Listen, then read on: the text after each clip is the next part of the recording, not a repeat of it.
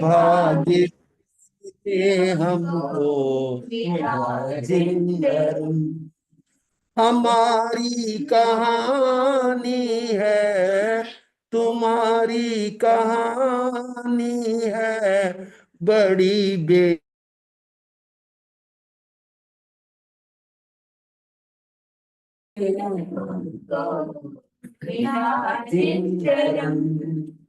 बड़े भाग्य से हो मिला जिंदगी।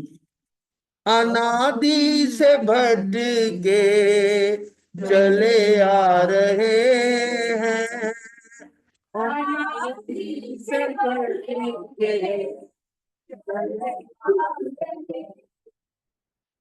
प्रभु के वचन क्यों नहीं भा रहे, प्रभु के वचन क्यों नहीं भा रहे। रुदन तेरा भवन में, रुदन तेरा भवन में सुने कौन जन, बड़े भाग्य से हमको मिला जिंदरम, बड़े भाग्य से हमको भगवान बनने की ताकत है मुझ में, भगवान बनने की ताकत है मुझे। मैं मान बैठा पुजारी हूँ बस मैं मान मन बैठा पुजारी। आई हूँ बस में। मेरे घर में घट घट का, मेरे घर में घट घट का बासी चेतन, बड़े भाग्य से हमको बड़े भाग्य से हमको अनु अनु स्वतंत्र प्रभु ने ज्ञान कराया, अनु अनु संत प्रभु स्वतंत्र प्रभु ने ज्ञान कराया। कराया। का दास बना मैं व्यर्थ भरमा, माया विषयों का विषयों का दास दास बना बना मैं। मैं व्यर्थ भरमाया। प्रभु बोल सुन तो, वीर प्रभु बोल प्रभु बोल सुन तो हो जा मगन, बड़े भाग्य से हमको मिला, हमको मिला जिन धर्म बड़े भाग्य से से। स्वरूप को समझे बिना ही बहुत दुख पाया, प्रभु को समझ बिना ही बहुत दुख पाया। समझे सुख मेरे अनंतो अवसर है आया, समझे सो तेरे अनंतों अवसर है आया। नहीं होते कभी, झूठ नहीं नहीं होते होते कभी केवल केवल वचन, वचन। बड़े भाग्य से भाग्य से हमको हमको मिला जिन धर्म, बड़े भाग्य भाग्य से भाग्य से हमको हमको मिला मिला जिन जिन धर्म। धर्म। हमारी कहानी कहानी है, कहानी है तुम्हारी तुम्हारी, कहानी कहानी है है बड़ी बड़ी बेरहम। बेरहम। बड़े भाग्य से हमको मिला ये जिन जन्म। धर्म। 24।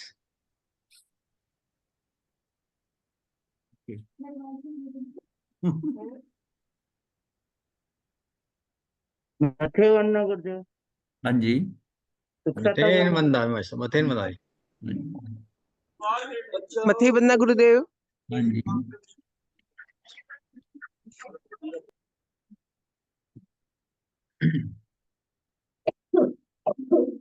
12 भावना में हमारा 5वीं भावना अनित्य भावना पर चर्चा चल रही थी। जो जीव अशुचि में शरीर से भिन्न शुद्ध आत्मा को जानता है, शाश्वत सुख में लीन, वह आत्मा समस्त आगमों एवं शास्त्रों को जान लेता है, या यानी इसको कहेंगे जान जाता है। जान जाता है यानी अशुचि में, ये अशुचि भावना जो है ना, छठी भावना है, ये छठी भावना आएगी। भावार्थ ये है कि जिसने समस्त शास्त्रों आदि का सारभूत निज शुद्धात्म तत्व को जान लिया, उसी में लीन हो गया, मूल प्रयोजन सिद्ध हो जाने से उसने एक प्रकार से समस्त शास्त्रों आदियों को ही जान लिया है। तो यह है कि अगर एक बार सारभूत जानना, उन आगमों से हमने क्या जानना है कि अपने शुद्ध आत्म तत्व को जानना है। अब शुद्ध आत्म तत्व को हमने जान लिया और उसमें लीन हो गया, तो मेरा मूल प्रयोजन तो सिद्ध हो गया। तो उसने मतलब एक प्रकार से उसने ना, समझो कि सारे शास्त्र जान लिए, सारे शास्त्र जान लिए, लेकिन ये नहीं जाना कि मेरा जो है आत्म तत्व को, शुद्ध आत्म तत्व को, इसको नहीं जाना, तो सारा व्यर्थ निरर्थक हो जाएगा। तो मतलब मेन हमारा क्या कि निज शुद्ध आत्म तत्व को, इसलिए हर चर्चा में हम यही बात करते हैं कि अपने को सारी जो स्टार्टिंग है ना, अपने को लक्ष्य में क्या रखना है। मेरे लक्ष्य में क्या हो कि सम्यक दर्शन हो, कि वो किस तरह पाना है, और वो हमने सोचा मिथ्यात्व से निकलना, अनंता अनुमति कषाय, ये पूरा इस पे ध्यान हो। जो भी हम कार्य कर रहे हैं, क्या मेरे मिथ्यात्व बाहर जा रहा है, मिथ्यात्व निकल रहा है, या अनंतानुबंधी कषाय की चौकड़ी टूट रही, वो हल्की पड़ रही है। अगर हो रही है तो ठीक है, आपने जो भी रास्ता पकड़ा है वो ठीक है बात। और आपने इतने शास्त्र अध्ययन कर लिए, सब पढ़ लिया, सब कंठस्थ कर लिया, ये सब कर लिया, और ये नहीं हुआ, तो सारा व्यर्थ है। मेन तो हाँ, मेन यही है कि इसको पकड़ना है अपने को, और इसी पे सारा जोर लगा देना है जो है। तो इसमें अगर ये आत्म उपलब्धि की विधि में शरीर आदि संयोगी पर पदार्थों से भिन्नत्व की भावना का क्या स्थान, क्या महत्व है, क्या क्रम है आत्म उपलब्धि की विधि में। मतलब ये जो सारे शरीर आदि जितने संयोगी पदार्थ हैं हमारे पदार्थ, ये सारे क्या, ये भिन्नत्व की भावना का क्या स्थान है। भिन्न नहीं, उनको भिन्न नहीं जानेंगे तो भेद विज्ञान कैसे करेंगे। तो इसका महत्व क्या, क्या क्रम है, ये बात कविवर पंडित बनारसी दास जी ने कहा है कि सर्वप्रथम सुतीक्ष्ण दृष्टि से आत्मा को औदारिक स्थूल शरीरों से भिन्न जानना। ये जो अभी हमने भेद विज्ञान की सारी बात करी थी, ये उसको शब्दों में अपना बता रहे हैं कि दृष्टि से आत्मा को औदारिक आदि स्थूल शरीरों से भिन्न जानना। अब औदारिक आदि जितने भी शरीर हैं आपको दिखाई दे रहे, उससे अपने को भिन्न जानना। फिर तेजस कार्बन सूक्ष्म शरीरों से भी भिन्न जानना, कि मेरे अंदर जो है ना वो शरीरों से अलग है, तो दो शरीर तो मेरे साथ सदा है, ये तेज। और जानना और मानना चाहिए, इनको जाने और माने भी, कि ऐसे मेरे कार्बन शरीर, दो शरीर तो मेरे साथ सदा ही रहते। ये शरीर छूट जाएं ये दो, तो जब तक ये अंततः नहीं छूटते तब तक मेरा कार्य नहीं हुआ। क्योंकि जब तक कार्बन, जहां कार्बन शरीर है वहां तेजस भी होगा। कार्बन है तो इसका मतलब शरीर मिलेगा, कोई भी शरीर मिले कार्बन शरीर के कारण उनका तो। तदनंतर अष्ट कर्मों के उदय से होने वाले जीव के मोह राग द्वेष रूप औपाधिक भावों को, औपाधिक मतलब विशिष्ट रूप के भावों, उस किसी कार्य को करने के जैसे औपाधिक भाव होता है। जैसे हम कहते हैं इससे, इसके करने से पुण्य होता है, इसके करने से पाप होता है। वो पुण्य पाप के लिए वो जो भाव आते हैं वो एक विशिष्ट प्रकार के भाव होते हैं, उसको हम कई बार एक शब्द में कह देते हैं औपाधिक भाव। अर्थात भाव कर्मों से भिन्न भिन्न जानना चाहिए। मतलब इन औपाधिक भाव कौन से हैं, ये जो मोह राग द्वेष के भाव है। तो अष्ट कर्मों के उदय से होने वाले जीव के अंदर, अब जिष्ट में अष्ट कर्म उदय में आते हैं, तब जीव में मोह राग द्वेष रवधि, ये औपाधिक भाव जो है ना, अर्थात भाव कर्मों से भिन्न जानना चाहिए। इससे भी अलग होना है, इससे भी अलग होना है। अष्ट कर्म उदय में आएंगे ना, वो जैसे हम जब तक हम समझते हैं कि मेरे में आ रहे हैं, तो मैं उसमें, मेरे भावों में परिवर्तन आ जाता है। खेल क्या है कि द्रव्य कर्म से भाव कर्म और भाव कर्म से द्रव्य कर्म। जैसे ही द्रव्य कर्म मैं भाव करता हूं तो द्रव्य कर्म आ जाएंगे, द्रव्य कर्म छूट रहे हैं तो भाव आ जाते हैं। मतलब यही खेल चल रहा है, ये सांप सीढ़ी का खेल चल रहा है। मतलब ये क्या है मतलब जी मैं उसको कहीं छोड़ ही नहीं पा रहे। वो द्रव्य क्रम पीछे के इतने बांधे हुए हैं, वो द्रव्य क्रम अपनी अपनी स्थिति के अनुसार आ रहे हैं, वो हट रहे हैं, हट रहे हैं तो वो उसकी उसकी स्थिति बंद के अनुसार हट जाएंगे कि काल लब्धि परिपक्व हो गई, वो खत्म हो गए। उसी जाते जाते वो जिस कषाय से बांधे थे उसका जो है मुझे उसके रसानु अनुभाग वो सब पकड़ा जाएंगे और उससे मैं विचलित हो जाऊंगा, क्योंकि कुछ सुख सुख या दुख कुछ मिलेगा, वो वैसा निमित्त आके खड़ा हो जाएगा कर्म के उदय के साथ ही, वो कुछ मुझे सुखी या दुखी कर देगा और मैं भावों में बह जाऊंगा, और उससे मेरे फिर बंध जाएंगे। इसलिए ये जो श्रृंखला है ये चीज ना ये तोड़नी पड़ेगी। ये एकदम नहीं टूटती तो सहज में हल्के हल्के करके, सबसे अच्छा तरीका तो यह कि टूट जाए। अब इतना पराक्रम नहीं लग रहा तो इसका मतलब है कि जो कर्म जितनी इंटेंसिटी के, जितने अनुभाग के तीव्र आते हैं तो उसको सहज ले लें, उससे हल्का कर्म ही बंधे, उससे उसका तो हल्का कर्म क्यों बंधेगा कि तेरे कषाय कम है अंदर, तो अपने कषाय को कंट्रोल कर लेता है। प्रतिदिन अगर मेरे कषाय पर भव में कषाय कम होते जाए धीरे धीरे, मेरा स्थिति और अनुभाग कम धीरे धीरे कम होता जाए, कम होता जाएगा। पीछे वाले अज्ञानता के किए हुए बार बार आएंगे और अब जो नए बनेंगे वो बिल्कुल हल्के हो जाएंगे, हल्के बनेंगे, 2 3 भव 4 भव के अंदर आकर खत्म हो जाए। उनके खत्म होते होते साथ में ये भी निकट के खत्म हो जाएगा, उसमें भव नहीं बढ़ेगा, भव नहीं बढ़ेगा। ये जो है ये समझ मेरी क्या है, ये व्यवहार से है। बाकी तो जैसा व्यवस्था चल रही है उसमें पड़ा हुआ है, काल लब्धि के अंदर जैसा होना है वो उस हिसाब से होगा। लेकिन अपने को ये पुरुषार्थ तो करना है ना कि मेरा नवीन कर्म ना बंधे, नवीन कर्म बंधे मजबूरी है तो बहुत हल्का बंधे। ये ना हो कि जिस जिस अनुभाग का वो बंधा उससे बहुत ज्यादा का बांध लूं मैं। मान लिया मेरे अगर अनंतानुबंधी कषाय की चौकड़ी जो है वो कर्म दो क्या कर्म और बांध देंगे, तो इसलिए वो खेल जो है अनंतानुबंधी की चौकड़ी टूट गई है तो अब हल्के आएंगे।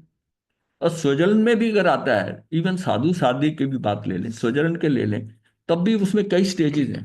कितने हल्के हो गए, कितने हल्के हो गए, खत्म नहीं होता। उसको उसको वो समझ में आ जाएगा।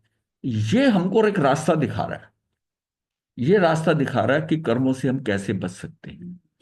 तो मेन चीज इसका कषाय से दूर होना, कषाय से दूर।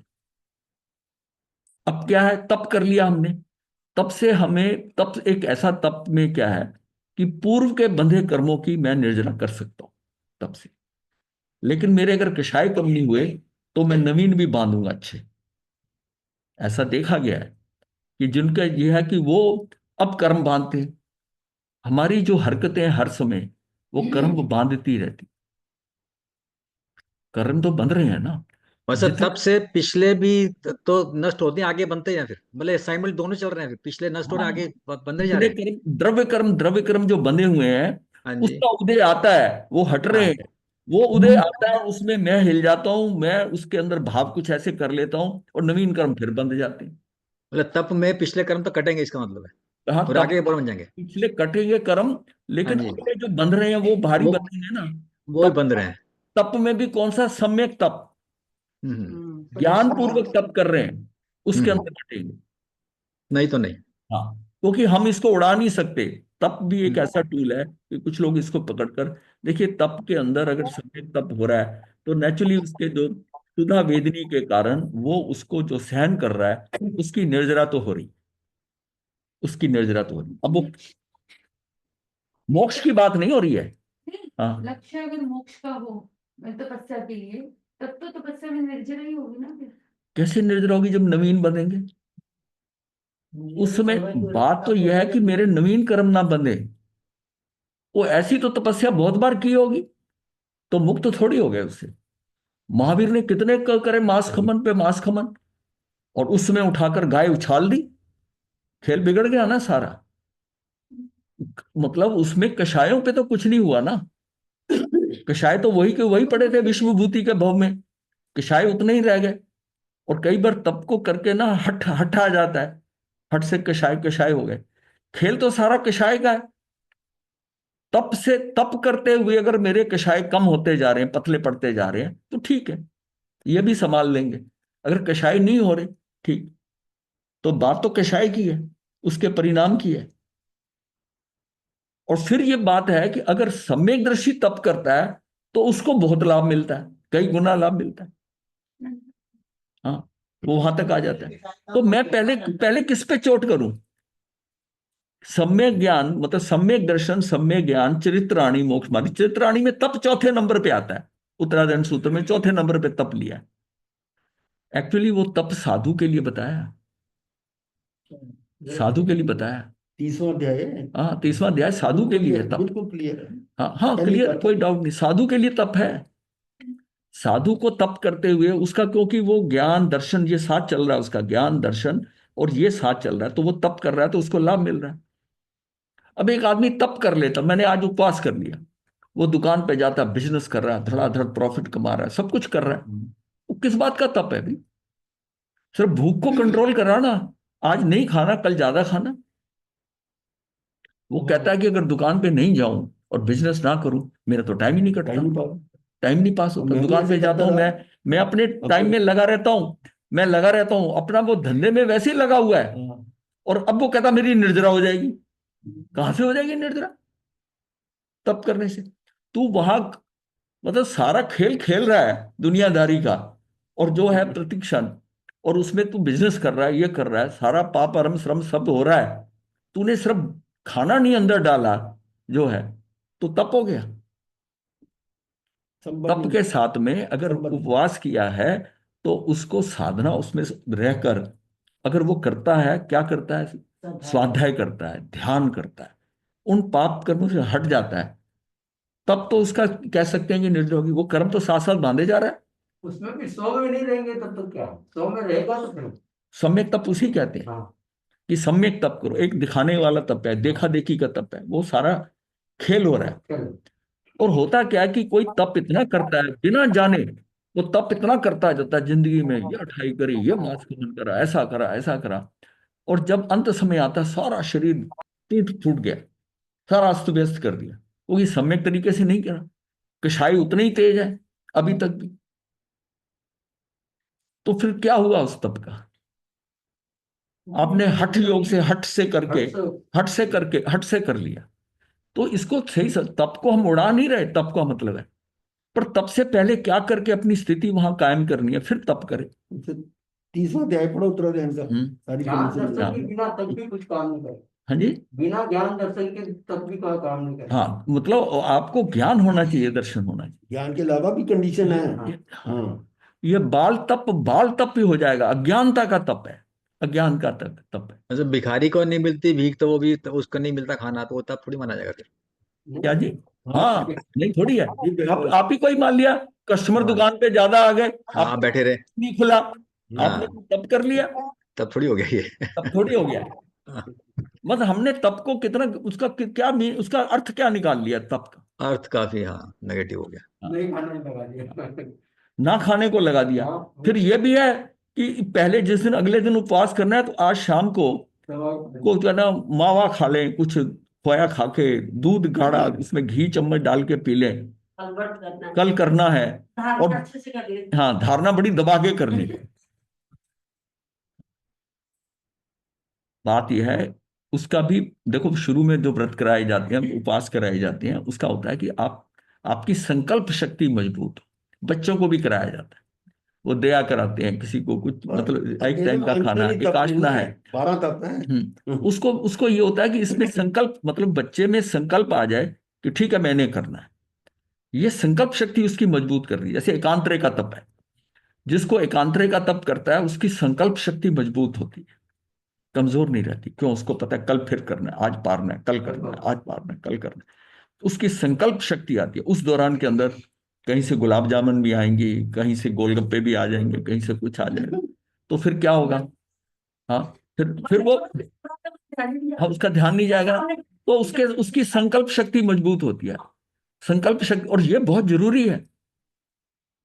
संकल्प शक्ति मजबूत होने का मतलब है कि मेरी आत्मवीर मजबूत हो रहा है, अब हमने कल बात करी थी कि हम अपने अंतराय कर्म से कैसे आत्मशक्ति को कैसे कर लें, वो इससे हो जाएगी।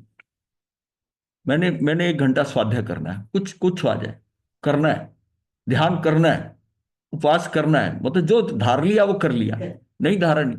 कोई चीज धार के और उसको हम जब चेंज करना शुरू करते हैं, चलो आज रहने दो, देखा कि गुलाब जामुन बहुत बढ़िया आ गई, रसगुल्ले आ गए, जूली आ गई, जूली आ गई, आज छोड़ देते हैं, कल कल कर लेंगे।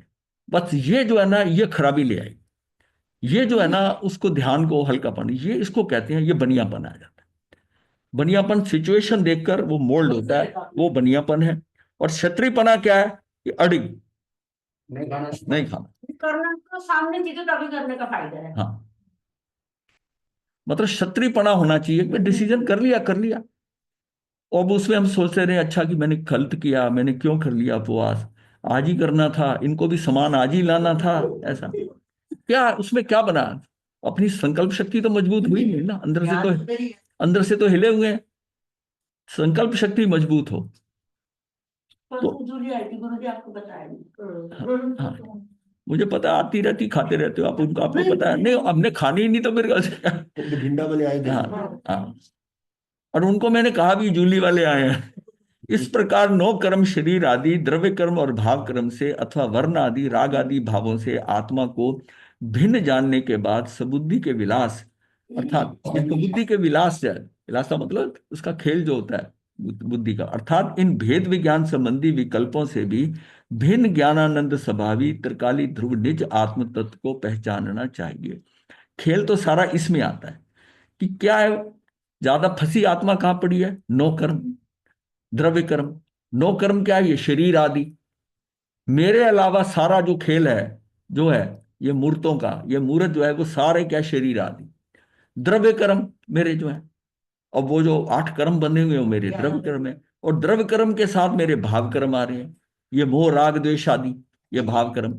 अथवा वर्ण आदि राग आदि भावों से, ये अलग भाव है। वर्ण आदि क्या? पुद्गलों का ले लिया, वर्ण आदि और राग आदि भावों से आत्मा को भिन्न जानने के बाद सबुद्धि के विलास, अर्थात इन भेद विज्ञान।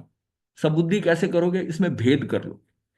आपको ये क्लियर होना चाहिए कि ये मेरे द्रव्य कर्म है, ये भाव कर्म है, इसमें मैं क्या संभाल सकता हूं कि शरीर आदि जो है ये मेरे नहीं है, मैं अकेला, मेरी एकत्व की भावना होगी, ये सारा अन्यत्व के खाने में डाल दिया। द्रव्य कर्म ये मेरे है ही नहीं है। और इनके इनके मैं भाव कर्म जो आ गए, ये द्रव्य कर्म मैं नहीं बांधता, भाव कर्म मैं करता हूं, पर अज्ञानता में जाता हूं तो करता हूं। कर्म का उदय आता है, मैं अज्ञान, अगर मैं अज्ञानता में ना जाऊं, ज्ञान पूर्वक रहूं, तो मेरे भाव नहीं बदलेंगे। ये मेरा कंट्रोल हो जाएगा यहां पर कि भावों को नियंत्रित कर लूं।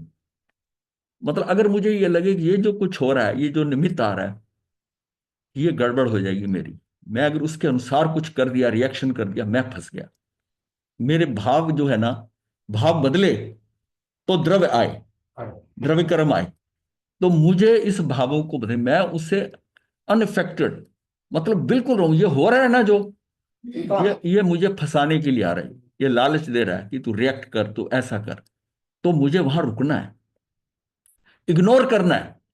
ये बाहर का स्वांग है, बाहर का नृत्य है, मुझे नहीं देखना ये जो हो रहा है, क्योंकि ये नाटक है, ये मुझे फंसाने के लिए नाटक है। उस नाटक को देखकर तू दुखी या सुखी हुआ, तू फंसा।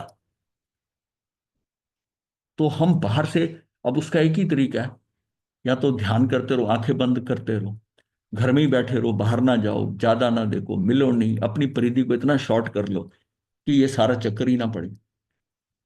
ये भी एक तरीका है। और ये भी तरीका है कि हम इतने संकल्प वाले हो जाएं कि बाहर घूम रहे हैं, मेले में जा रहे हैं, हम अनअफेक्टेड, बिल्कुल हमें कोई पता ही नहीं हुआ कौन आ रहा है कौन जा रहा है मेले में। इसमें बड़ी आसानी से होता है, पर इसमें शक्ति चाहिए कि कौन आ रहा है कौन जा रहा है, मैं उसको किसी को देख नहीं रहा ध्यान से। जैसे मैं कहीं अटकता हूं, रुकता हूं, मेरा ध्यान जाता है, वहीं फंसता हूं।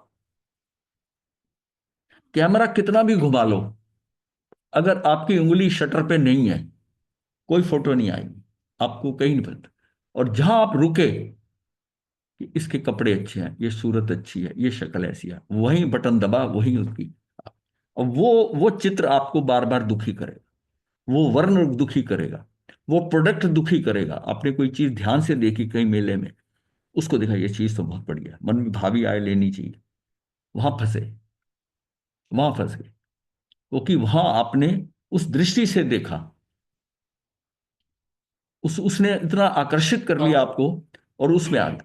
और आप घूम रहे हो मेले में, इतने लोग आ रहे हैं, कोई पूछे वो फलाना फलाना था, उसे कहा, मुझे नहीं पता क्या कौन था क्या नहीं। तो जिसमें निगेटिव की आसक्ति आ गया, राग आ गया, वहीं फंस वही वही फंसेगा ना। आसक्ति आ गई। अगर मैं राग द्वेष नहीं कर रहा, तो बिल्कुल मैं जितना भी देख रहा हूं नॉर्मल है। तभी कहते हैं ना, खुली आंख का ध्यान। बंद आंख का तो है, ये खुली आंख से भी वो उससे विचलित नहीं हो रहा। अच्छा बुरा क्या है, मुझे नहीं लेना करना, उससे अलग है। तो वो उससे क्या कि उससे उसकी सीमाएं बंध गई, सीमित हो गया उसका, कि मुझे ये नहीं प्राप्त करना, ये नहीं करना, ऐसा नहीं करना। देह आदि देह आदि रूप मंदिर में अखंड निज चेतन प्रभु विराजमान है। ये उसकी विद्यमानता जो वहां पर है ना, कि ये मंदिर जो है ना अखंड, ये क्या है, सारा खेल किसमें होना है?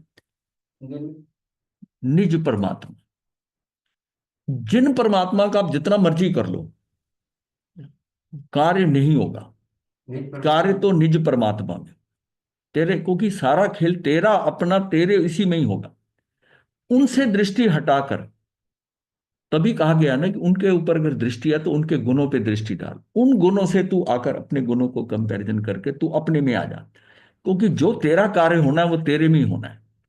वो तेरे लिए जिन परमात्मा भी पर हैं, पर हैं। आदर्श हो सकते हैं। हाँ, अब वही उसके गुण के गुणों के ऊपर है आदर्श होकर, कि मैं, और होना भी यही है कि ऐसे ही मैं बनूं, ऐसे ही मैं बनूं, मैं भी ऐसा हूं। कारण परमात्मा हाँ, के हाँ, लिए। ऐसा ही होगा। हाँ। तो सम्यक श्रुत ज्ञान प्रमाण से प्रमाणित अर्थात जाने गए उस चेतन प्रभु के हृदय में धारणा करनी चाहिए, उसी का विचार करना चाहिए। कि सम्यक श्रुत ज्ञान प्रमाण से जो श्रुत ज्ञान भी मिल रहा है, उस ज्ञान से, अर्थात कि वो चेतन प्रभु के हृदय में जैसे आप धारण करते जा रहे हैं, आप ग्रहण करते जा रहे हैं, उसी का विचार करना चाहिए, चिंतन करना चाहिए, उसी में ही गमन हो जाना चाहिए। उस चेतन प्रभु की साधना की, आराधना की यही विधि है, ऐसी विधि है, ये विधि की यही ढंग है कि मुझे तो अपने अंदर को देखना, अंदर जानना। जब तक मेरे को वो समझ नहीं आती ना, और आत्मा में क्या है कि मति और श्रुति ज्ञान चल रहे हैं, वो जो बाहर की इंफॉर्मेशन है वो मेरी मति से लिंक नहीं हो रही, तो वो अलग अलग थलग पड़ी रहेगी। और आपको अगर समझ आ रही ये है, तो वो प्रॉपरली लग जाएगी। कैसे? अगर आप जो नई किताब आ रही है उसका विषय जानते हैं, और जो आपकी सब किताबें पढ़ी हैं अपने घर में उसका विषय जानते हैं, उस किताब को उन्हीं किताबों के बीच में लगाते हो कि ये इसी ग्रुप की है, ये इसमें डालते हैं, तो जिसमें आप उनको देखते हो तो वो किताब हाथ में आएगी ना।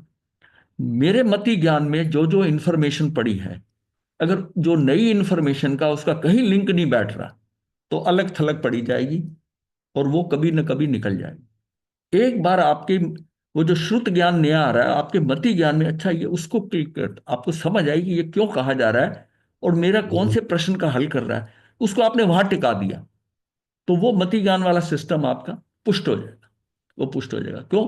वो चीज इंफॉर्मेशन, नई इंफॉर्मेशन उसी से लिंक्ड है, जिसका आपको अभाव था, या जिसकी आपको गलत इंफॉर्मेशन थी, उसको उसने करेक्ट कर दिया।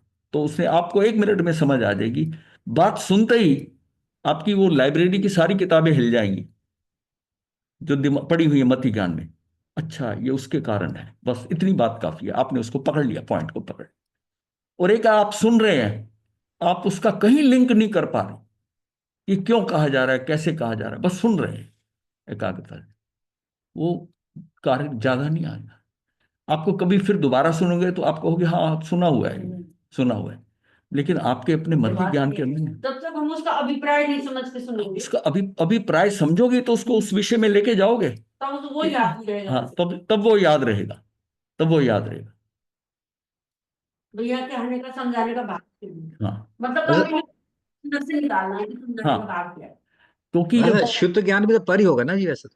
हाँ जी, शुद्ध ज्ञान भी पर ही के पर ही उसमें आता है कैटेगरी में, शुद्ध ज्ञान। नहीं तो पर में आता है, लेकिन जब आप हाँ उसको आत्मसात कर लेते हो, आपके हाँ मति हाँ। ज्ञान से लिंक हो जाता है, तो एक्चुअली ये मति ज्ञान ही जो है ना, ये केवल ज्ञान है, बनना है बाद में।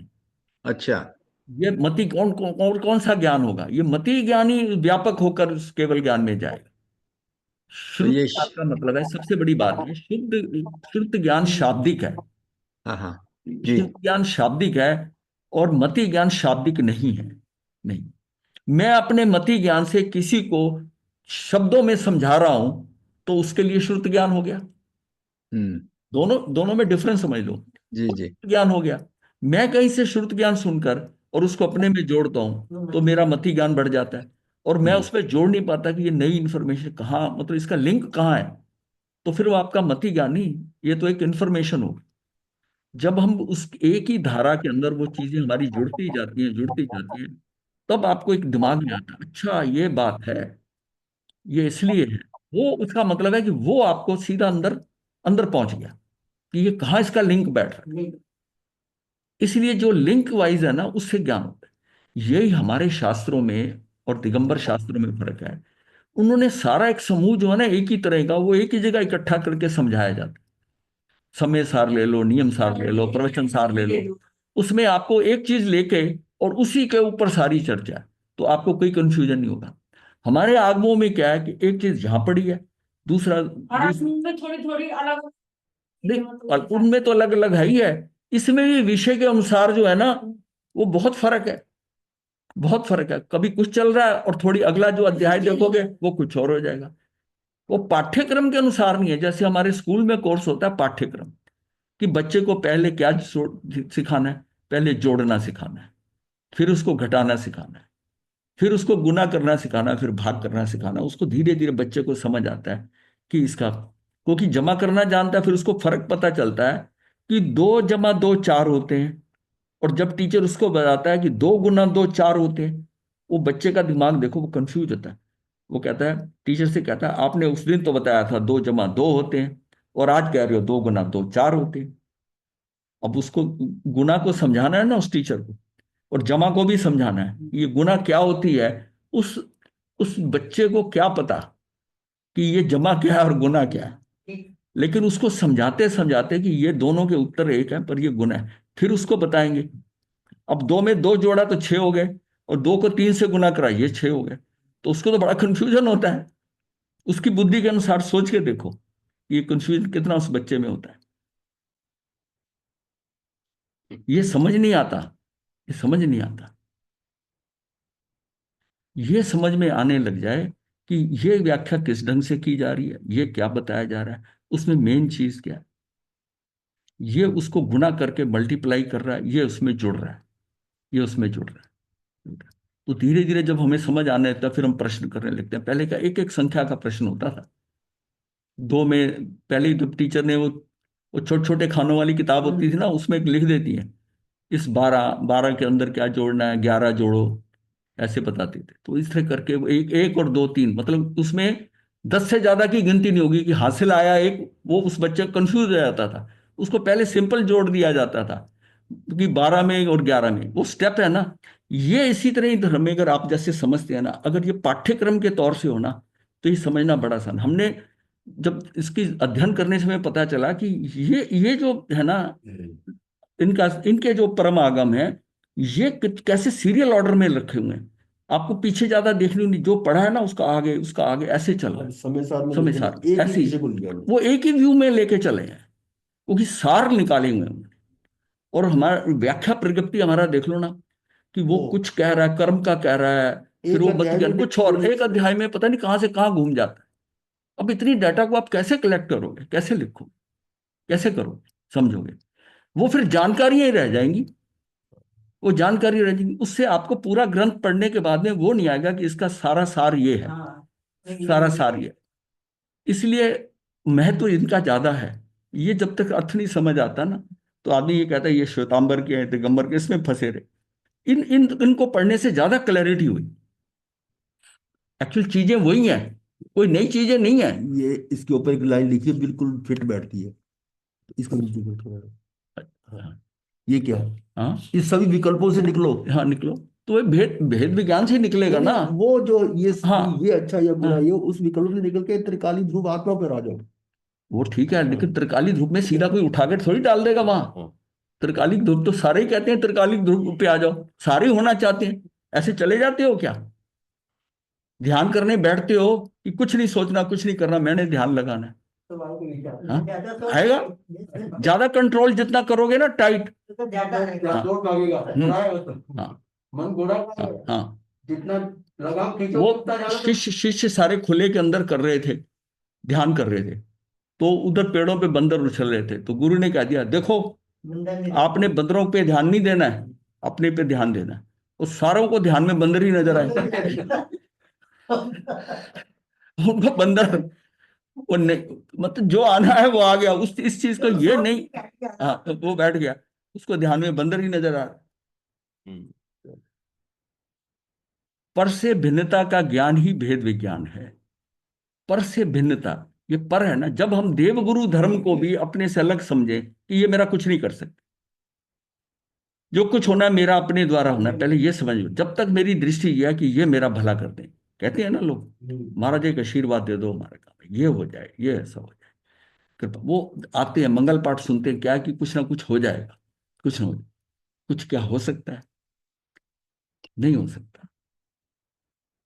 लेकिन उनकी श्रद्धा को हम चोट नहीं पहुंचाना चाहते। देखो ये भी रिक्वायर्ड है, श्रद्धा भी उनकी रिक्वायर्ड है, लेकिन उसको उनसे आगे बढ़ना है, आगे बढ़ना है कि पर से भिन्नता का ज्ञानी भेद विज्ञान है। पर से भिन्न निज चेतन भगवान का जानना, मानना, अनुभव करना ही आत्मानुभूति है। उसमें आत्मानुभूति में आएंगे, आत्म साधना है, आत्म आराधना है। संपूर्ण जिन आगम, जिन अध्यात्म का सार इसी में समाहित है, सारा इसी में सम्मिलित है, सारा का सारा। किसमें? कि अन्यत्य भावना के चिंतन की जो चरम परिणति का भी यही है, मतलब उसकी चरम परिणति यही है अल्टीमेटली, कि तू सारा कुछ ना इसको अनुभव में आ जाए, तेरे अनुभव में आ जाए। और अनुभव में तब आएगा जब इसको तू अलग समझे, शरीर से भी छूटेगा। बाहर वालों को तो छोड़ देता है, पर शरीर को छोड़ना मुश्किल है, शरीर में बैठे हुए। अब जिस समय वो ध्यान करते हुए उसकी कमर या घुटने में दर्द हो रहा है, वो क्या कहता है, ये दर्द मेरे हो रहा है। अगर ये वो भाव कर ले कि ये दर्द मेरा नहीं है, ये तो इस पड़ोसी शरीर को हो रहा है, ये दर्द मेरा नहीं। दूसरा पॉइंट ये होता है कि कर्म उदय में आ रहे हैं और मैं निश्चिंत हूं, ये कर्म मुझे कुछ और प्रॉब्लम करते, अब इनका मैं क्योंकि ध्यान कर रहा हूं, इनका कोई बस नहीं चलता, तो इस समय ये मुझे यहां दिक्कत दे रहे हैं। ठीक है, निर्जरित हो जाएंगे, कर ले जो करना है। और आप ये देखोगे कि जैसे आपकी आंख खुलती है वो दर्द नहीं हो रहा होता, खत्म हो जाए। वो दर्द नहीं हो रहा होता। हाँ, ये तो आपका टेस्ट हो रहा था कि तू हिल जा। मैंने एक घटना बताई थी ना कि खड़े खड़े हम दोनों जने खड़े थे और उसमें करते रहे, 2 घंटे 20 मिनट का हमारा काल सर्ग हो गया। और ऐसा अंदर से फील हो रहा था कि नीचे ना छाले पड़ गए हैं, इतना दर्द हो रहा है पैरों के तलवे के अंदर ना, कि जब लास्ट के ना 10 मिनट जब नेट उठ गया, उसमें ये आया कि भाई उठते ही इसको, और जैसे ही वहां नीचे बैठे हम खड़े खड़े करके कर रहे थे, सूरत की बात है, तो मतलब मैंने ना जुराब को हिला के हटा के नीचे से पैर देखा था, देखा तो सारा ठीक है, कोई कोई इसमें कुछ नहीं, तो ऐसा लग रहा था जख्म हो गए हैं बड़े, मतलब इतना तीव्र वेदना हो रही थी उसमें। इसका मतलब कोई कर्म ऐसा उदय में आया उस समय पे, वो कर्म वहां से निर्जरित हो, हाँ, हिलाना चाह रहा था, वो निर्जरित कर रहा था। इसका मतलब है कि हम कई बार उस चीज को फील करते हैं, कमर में दर्द हो रहा है, रीढ़ की हड्डी में दर्द हो रहा है, घुटने में दर्द हो रहा है, समझो वो कर्म निकल रहे हैं, अब कहाँ से निकले, उनको रास्ता ही नहीं मिल रहा, आप कुछ कर नहीं रहे, कोई निमित्त को आप देखना नहीं चाहते, आपकी आंखें बंद है, तो वो कर्म तो अपनी स्थिति के अनुसार वो हटना है, तो कर्म फिर जो उसका बस चलता है वहां से वो दुखी कर देता आप। दुख तो मिलना है, दुख तो उसने दे के जाना है।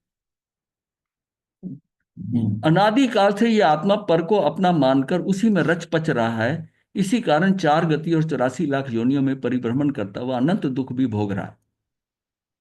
पर से एकत्व और ममत्व के कारण ही अपने को सही रूप से जान भी नहीं पा रहा है।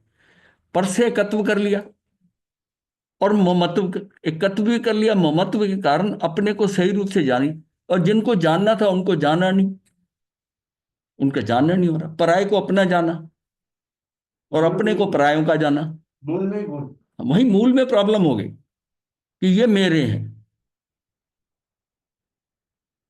बस ये यही प्रॉब्लम आती है, ये मेरे नहीं है, ये मेरे साथ इनका संयोग है, मेरे हो नहीं सकते, ये संयोग है मेरा। संयोग है तो इनका वियोग भी होना है, बस निश्चय से है कि ये सारे मेरे साथ सहयोगी हैं, सहयात्री हैं। बस इतनी सी बात है। घर के सदस्य भी है ना, उसको भी वो सहयात्री ले रहा है। छूटने वाले ये छूटेंगे, इनका वियोग होगा ही होगा, ये संयोग है। और वो मेरे साथ जो कर रहे हैं वो हमारी जो एग्रीमेंट है उसके अनुसार हो रहा है। सुखी दुखी कर रहे हैं जो हमने किए हुए हैं पहले, उसके साथ हो रहा है। तो सारी ये व्यवस्था समझ में आ जाती जब कर्मों की मेरा हमारा लेना देना जैसा है वो उसके हिसाब से ही है ना। अब जिनको ये कर्म का नहीं पता, वो बड़ी ऐसी खबर आती है कि बेटे ने बाप को घर से निकाल दिया, बाप को आश्रम में छोड़ा है, दुखी करा है, और अपने को बड़ी सहजता से होती है। अब जो आम आम नहीं समझते वो कहते हैं महाराज आप ऐसे कैसे कहते हो, उसके पिता थे। भाई पिता की उसके साथ जो जो सिस्टम था वो यही था कि इतनी देर तक करना और उसके बाद उनको अलग करके उनको भेज देना, बस वही वो कर रहा है। कर्मों के हिसाब से तो मिले वो। अब वो पिता दुखी हो रहा है, दूसरों के आगे चर्चा कर रहा है, तो नए कर्म बांध रहा है। और अगर उसको ये समझ आ जाए कि मैंने जो है ये मेरा कर्मों में रखा ही ऐसा है, ठीक है, वृद्ध आश्रम छोड़ दिया तो ठीक है, लेकिन वहां जाके रोता है और करता है तो कर्म बांधता है। कहाँ पे मतलब ये जो कुछ हो रहा है तेरे साथ, कुछ अन्याय नहीं कर रहा। तेरे घर का सदस्य, बाहर का सदस्य, कोई अन्याय नहीं हो रहा। जो कुछ हो रहा है तेरे साथ वो न्यायपूर्वक हो रहा है, तेरे कर्मों के हिसाब से हो रहा है, और ये सारा खेल तेरा ही बिगाड़ा हुआ है पहले का। भाई ये बात अगर समझ में आ जाती है तो आप निश्चिंत हो जाते कि ठीक है, जो कर्मों में था वो हो रहा है। अब दूसरे लोग ये कहते हैं जो लिखा था, वो लिखे को कहते हैं, वो मतलब ईश्वरवाद है तो लिखे को कह देते हैं। हम कहते हैं तेरे कर्म है, तूने किए हैं। बात एक ही। उनके साथ जो एक नहीं है बात, नहीं, वो ईश्वर नहीं कि वो मानते वैसे हैं। लिखा नहीं है, मतलब ये है कि मेरा ही क्रियाधारा वैसा आ रहा है। इसमें लिखने वाला तो मतलब कोई लिख के कोई बैठा हिसाब लगा के दे नहीं, कर्म में लिखा ऊपर वाला। मैंने खुद ही लिखा है। हाँ शब्दों में मेरे कर्मों में ऐसा लिखा हाँ है, मेरे कर्मों में ऐसा लिखा है। भाव जो होना था वही। हाँ वही है, ये मेरा ही किया करा धरा है। जिसमें आपकी गलती को खुद आप समझते हो मेरी गलती है, उसमें आप शांत हो जाते हो कि ये मेरी भूल है, मेरे से हुई है, मेरी भूल है, उसका भुगतान करना पड़ेगा।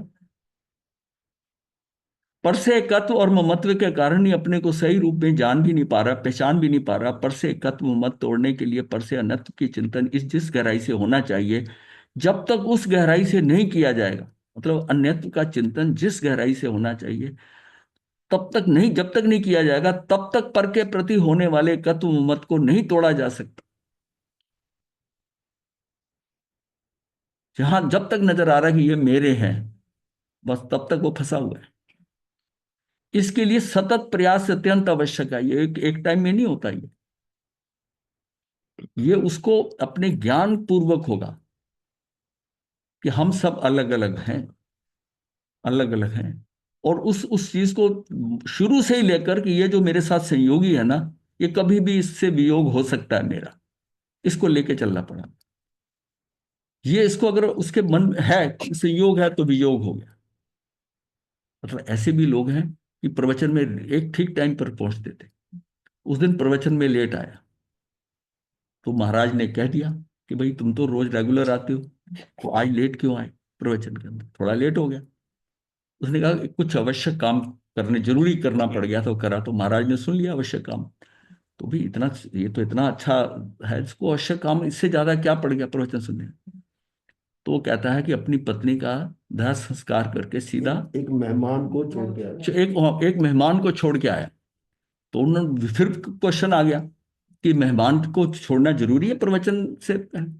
और मेहमान कौन सा, उसकी पत्नी का दाह संस्कार किया।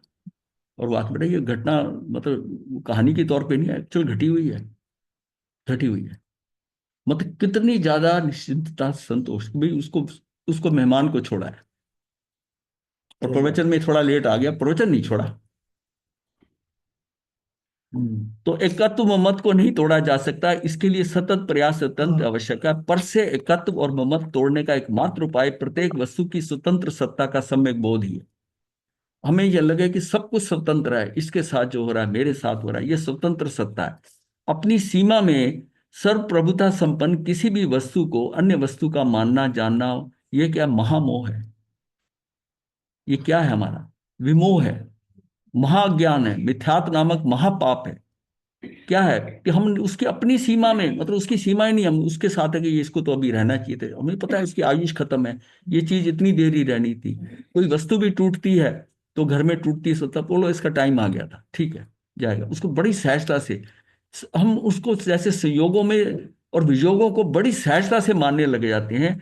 इस महापाप से बचने का एकमात्र यही उपाय है कि हम वस्तु की स्वतंत्रता का अविराम चिंतन करें। वस्तु की स्वतंत्रता, सब स्वतंत्र हैं, निरंतर चलने वाली ये चिंतन प्रक्रिया ही अन्यत्व भावना है। ये अंदर जो अन्यत्व है कि ये अलग है, इस ये भी, इसका भी वियोग हो सकता है, इसका भी। इस संदर्भ में पंडित जयचंद जी छाबड़ा हमारे मार्गदर्शन इस प्रकार से करते हैं कि प्रत्येक वस्तु स्वतंत्र रूप से अपनी अपनी सत्ता में विलास कर रही, वो अपना आनंद खेल रही है, विलास कर रही है, किसी किसी का किसी में कोई हस्तक्षेप नहीं है। हाँ, क्योंकि वह वस्तुएं संपूर्णतः भिन्न भिन्न है। जब जीव इस प्रकार का चिंतन करता है तब उसके पर पदार्थों से ममत्व उत्पन्न नहीं होता। इस तरह का चिंतन का इसने जाना ही था, ये ऐसा होना ही था, ठीक है। तो संयोग अनित्य है, अशरण है, आसार है।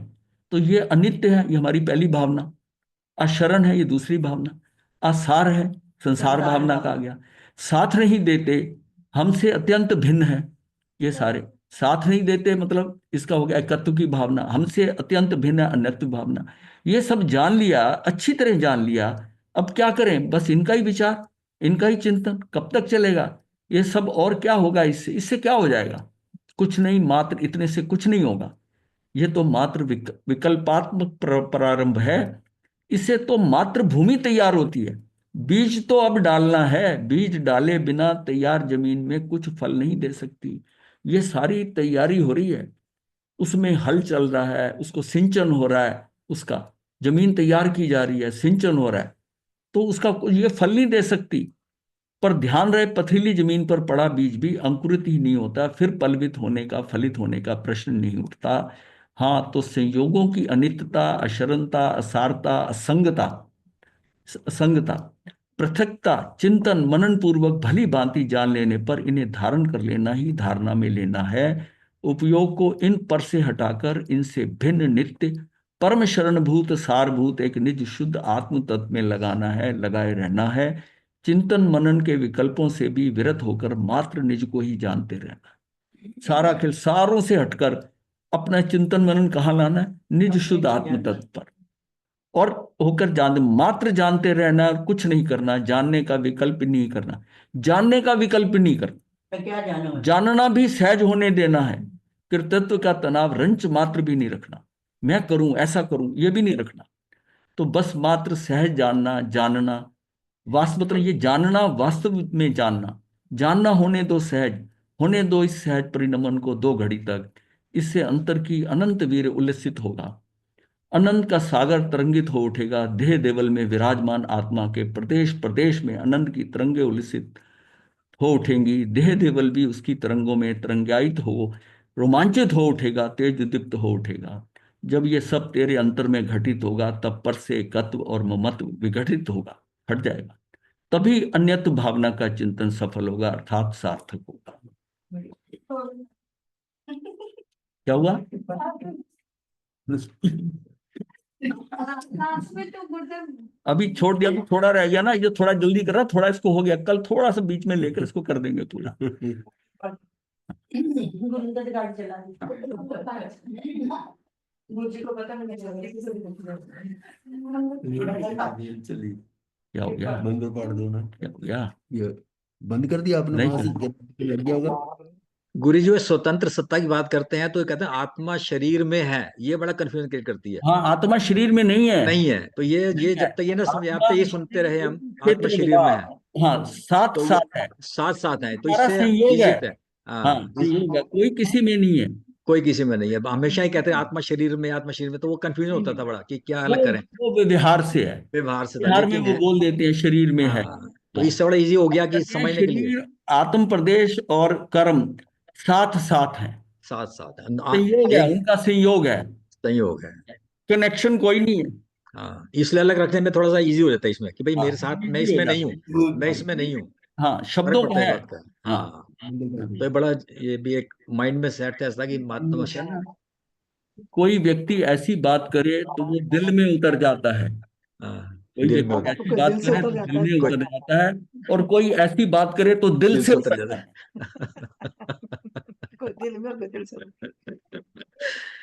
तो ये मैं और से फर्क है ये। है। और से गुरुदेव की आज्ञा से चतारि मंगलम अरिहंता मंगलम सिद्धा मंगलम साहू मंगलम केवली पनतो धम्मो मंगलम। चतारि लुगुत्मा अरिहंता लुगुत्मा सिद्धा लुगुत्मा साहू लुगुत्मा केवली पनतो धम्मो लुगुत्मो। चतारि शरणम पवज्जामि अरिहंते शरणम पवज्जामि सिद्धे शरणम पवज्जामि साहू शरणम पवज्जामि केवली पनतम धम्मम शरणम पवज्जामि। ये 4 शरणे दुख हरने और न शरणा कोई, जो भव प्राणी करे आचरण उसका अजर अमर। बथेरे बंदा है बंदा सुखदाम अच्छा दादाजी